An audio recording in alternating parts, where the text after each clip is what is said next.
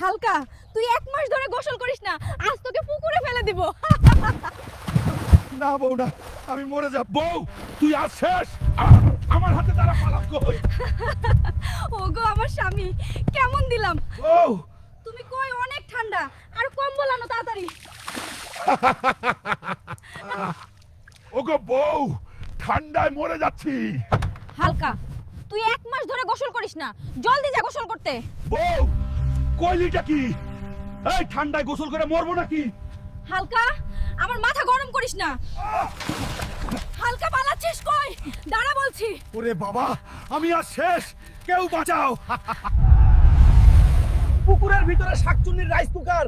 হায় হায়, গায়ে আবার আজব কি জানি লেখা। কেউ হালকাকে ডাক দাও। হালকা ভাই, সর্বনাশ হয়ে গেছে। পুকুরের ভিতরে শাকচুন্নির রাইস কুকার, মনে হয় মানুষ খাবে। তাড়াতাড়ি চলো।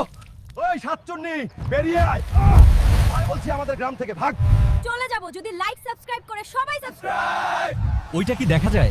পুকুরের ভিতরে ভেসে উঠলো অনেক বড় কাকড়া। হায় হায়, হায় হায়। কেউ হালকাকে টাক দাও, ঠান্ডার দিনে গরম পানি দিয়ে গোসল করা মজাটাই আলাদা। হালকা ভাই, তাড়াতাড়ি চলো পুকুরে। বন্ধুরা লাইক সাবস্ক্রাইব করে দাও প্লিজ। হালকা ভাই, আমি মানুষ কাকড়া পোশাক পরছি। ওইটা কি দেখা যায় পুকুরের ভিতরে? অনেক বড় লম্বা লেজ। কেউ হালকাকে ডাক দাও। হালক ভাই, পুকুরের মধ্যে একটা অক্টোপাস দেখা গেছে, তাড়াতাড়ি আসুন।